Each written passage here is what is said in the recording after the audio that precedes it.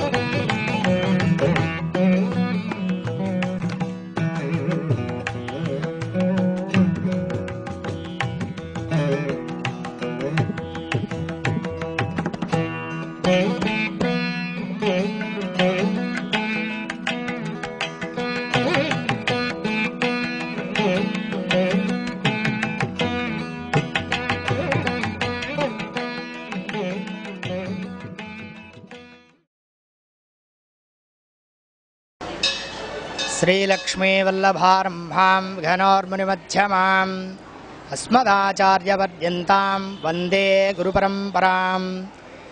ఓం నమో వెంకటేశాయ. గోరంట్ల వెంకటేశ్వర స్వామి religious society Gorantla Annapurna నగర్లో వేయించేసినటువంటి మన వెంకటేశ్వర స్వామి దేవస్థానం నందు ఈరోజు తొలి ఏకాదశి పర్వదినం సందర్భంగా, అసలు తొలి ఏకాదశి పర్వదినం అనగా శ్రీ మహావిష్ణువు యోగ నిద్రలో ఈరోజు నుండి 6 మాసాలు యోగ నిద్రలో ఉంటాడు. అంటే ఈ 6 మాసాలు మహర్షులకు కానీ దేవతలకు కానీ ఎవరికి స్వామివారి యొక్క ప్రత్యక్ష దర్శనం ఉండదన్నమాట. యోగం ద్వారా దర్శనం చేసుకుంటారు. తర్వాత మళ్ళీ ముక్కోటి ఏకాదశి నాడు ఉత్తర ద్వార దర్శనం ద్వారా అందరికీ భక్తుల దేవతలకు మహర్షులకు యోగులకు భక్తులకు ప్రజలందరికీ కూడా సర్వదర్శనం ఇస్తాడు. అది ప్రత్యేకమైనటువంటి విశేషం. మరొకటి, ఈ తొలి ఏకాదశి పర్వదినము మనము మానవ జీవితంలో, ప్రపంచంలో, భూలోకంలో అందరము మన యొక్క గ్రామంలో తొలకరి చినుకులు మొదట వర్షాలు ప్రారంభం అవ్వడము, పంటలు మొదలు పెట్టడము, రైతులు అందరూ సుఖ సంతోషాలతో కార్యక్రమాలన్నీ ప్రారంభించి చేసుకోవడం అనేది మరో విషయం, జయప్రదం కావడం మరొక విషయము. ఈ కార్యక్రమం నందు, ఈ పర్వదినం నాడు మన దేవస్థానం నందు ప్రత్యేకంగా ఈ యొక్క తొలి ఏకాదశి నాడు దశావతార విశేష పూజా కార్యక్రమాన్ని జరుగుతుంది. అంటే మత్స్య కూర్మ వరాహ నారసింహ అవతారాలన్నీ 10 అవతారాల విశేష స్వామివారి మూర్తులను మనము ముఖమండపనందు వేంచేపు చేసి వారికి ఉదయం 5:30 నుండి పూజా కార్యక్రమాలను ప్రారంభం చేస్తాం. అలాగే ఈరోజు మన దేవాలయం నందు 9 గంటలకు మహాశాంతి హోమం అని ప్రతి సంవత్సరం జరిపిస్తున్నాం. ఆ హోమం కారణం ఏమిటంటే రైతులు అందరూ పాడి పంటలతో సుఖ సంతోషాలతో పంటలు బాగా పండి అందరూ ధాన్యాలతో సకలైశ్వర్యములతో మంచిగా ఉండాలని స్వామివారి అనుగ్రహం పొందడానికి ఈ మహాశాంతి హోమం కార్యక్రమము దశావతార విశేష పూజా కార్యక్రమము మన దేవాలయం నందు విశేషంగా జరుపుకొనుచున్నాము.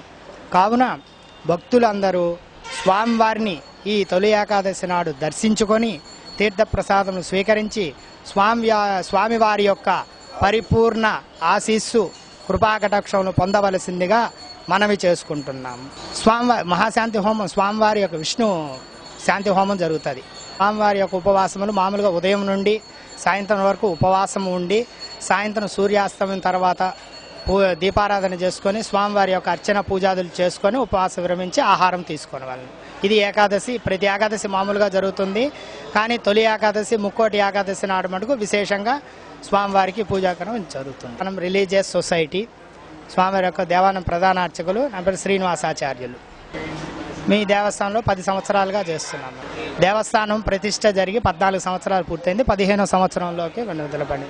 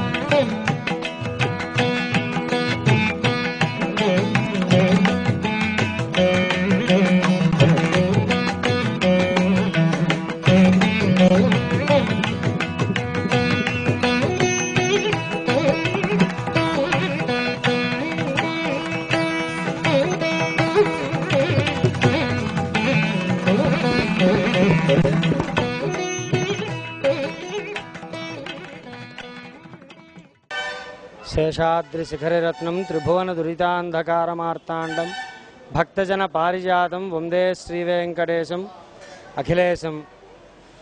భక్తమాశయులారా, అఖిలాండకోటి బ్రహ్మాండ నాయకుడు ఆదిమధ్యాంతరహితుడు శ్రీ వెంకటాచల స్వామి వారు ఇక్కడ 80 సంవత్సరాల నుంచి ఇక్కడ గోరంట్ల గ్రామంలో అన్నపూర్ణానగర్లో వేంచేసి ఉన్నారు. స్వామివారు భక్తజన కొంగు బంగారమై అందరికీ కూడా కోరిన కోరికలు నెరవేరుస్తూ ఉన్నారు. అదేవిధంగా దేవస్థాన కమిటీ సభ్యులుగా గోరంట్ల మాజీ సర్పంచి ఎర్రంశెట్టి వేణుగోపాల్ గారు, అట్లాగే భారత్ సోప్స్ అధినేత మాణిక్యవేలు గారు మొదలగు అనేక కార్యమండలి సభ్యుల సేవలో చక్కగా పూజాది కార్యక్రమాలు నిర్వహించబడుతున్నాయి. అదేవిధంగా తొలేకాదశిని పురస్కరించుకొని ప్రత్యేక పూజలన్నీ కూడా చక్కగా నిర్వహించబడుతున్నాయి. స్వామివారి యోగనిద్రలోకి సేవించి ఉన్నటువంటి కాలం తొలేకాదశి పురస్కరించుకొని అనేక పూజలు విశేషార్చనలు జరుగుతాయి. అందరికీ పేలపిండి ప్రసాదం విశేషంగా ఈ రోజున నివేదించి స్వామివారికి నివేదించి అందరికీ ప్రసాదంగా పంచబడుతుంది. అదేవిధంగా ఈ దేవస్థానంలో ప్రతి శుక్రవారం కూడా అభిషేకాది కార్యక్రమాలు నిర్వహించబడతాయి. సుమారు 12 ద్రవ్యాలతోటి అభిషేకము వైభవపేతంగా నిర్వహించబడుతుంది. భక్తులందరూ కూడా అభిషేక సేవ పూర్తయిన తర్వాత స్వామివారి ఇక్కడ ఇచ్చినట్టు వరం ఏమిటంటే ప్రతి ఒక్కళ్ళు కూడా అందరూ లోపలికి వెళ్ళి పాదాలు కడిగి పునీతులు అవుతారు. అదేవిధంగా ప్రతి శనివారం కూడా స్వామివారికి ఉదయం 5:30కి సుప్రభాత సేవా కార్యక్రమం చక్కగా నిర్వహించబడుతుంది. మరలా సుప్రభాత సేవ అనంతరం స్వామివారి యొక్క దివ్య దర్శనార్థమై భక్తులందరూ కూడా లోపలికి వెళ్ళి పాదాలను తాకి బంగారు పాదాలను తాకి అందరూ కూడా నమస్కారం చేసుకొని చక్కగా స్వామివారి సేవలో పునీతులవుతున్నారు.